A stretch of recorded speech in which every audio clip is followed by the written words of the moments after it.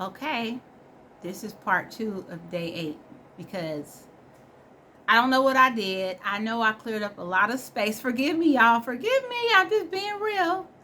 I cleared up a lot of space, but I guess the space was on my on somewhere else, and it said that my SD everything was going to now be saved to my SD card. I don't know what's going on, but I'm not doing another. I'm not repeating the things that I already said. So you're gonna have to watch. There will be an 8A, and this is 8B.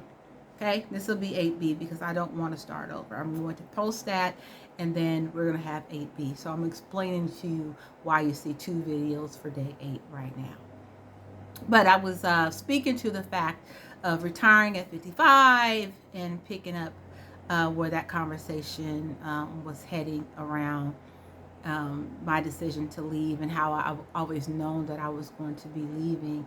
And one of some practical things that I did, and you being in public service, you know, the public sector, you know how important data is, right? So what about your own data? You know, making sure you go into your public system, whatever your system is, and looking at the data.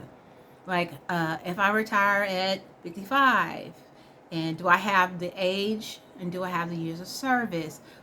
How much would I get? How you want to be paid out? Is you are you going to have money coming to you? Do you have money coming to your children when you pass? All the things. Well, I had done that. I had been doing that for years.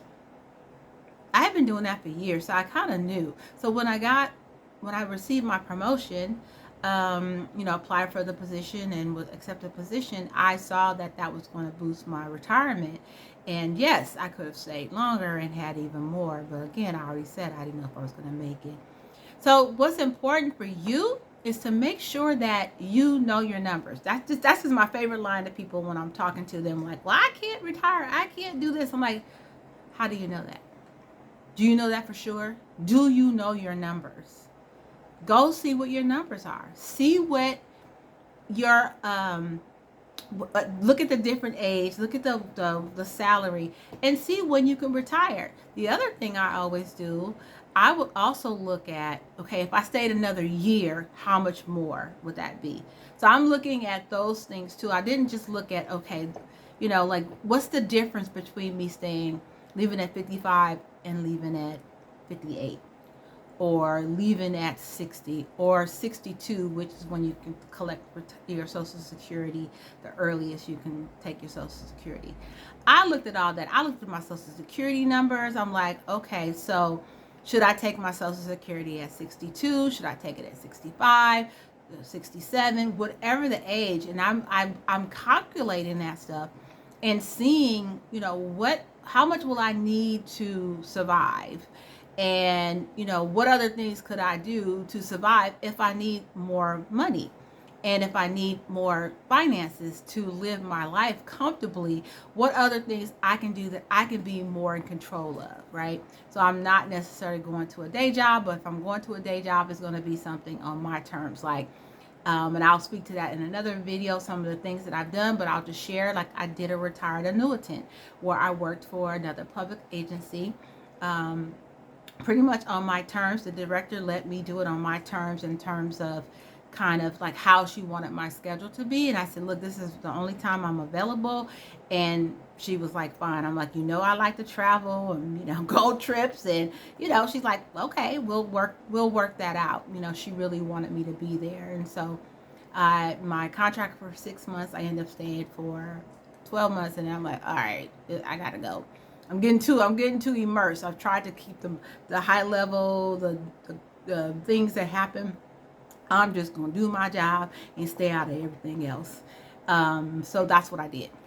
I'll talk in detail later about all the different things that I've done since I retired, and kind of, you know, see what you might do. You might think of some things you might want to do. You might want to consider it. So I did do that, but it was on my terms. So the best part about this is being on your terms. But please know your numbers. Like, if you don't hear nothing else, know your numbers. Now, I would love for you to tell me, do you know your numbers? Like in the comments, have you ran your numbers, or does this conversation remind you you need to do that? Because I had a conversation recently with somebody. I said, you might go back and look and see that you can actually retire in 2 or 3 years versus staying to 60, because you didn't run the numbers for the math, right? To see. And then also seeing when you could take Social Security and adding that together and seeing if that works for your lifestyle and your family. So I encourage you to make sure you run your numbers and know when it's time. And then you might decide, I gotta go. Because I think what I was starting to talk about when it cut off was that I was going to stay another month. I put in my time and I'm like, oh, this is going on. I need to stay another month. And I can't remember what happened, but something happened. And I'm like, no, I can't deal with this ish no more. Okay? I'm done. I can't solve that. It wouldn't matter if I stayed another month. What was another month going to do for them? What was it going to do for me? And it wasn't worth me staying another month based on that. So I'm like, I'm out of here. I have to go. I have to go. So please, hopefully, again, I am providing some value. Hopefully you're thinking about some things for yourself. You're looking at your numbers. You're looking at your Social Security. You're thinking about your health. You're thinking about what it's going to look like on the other side.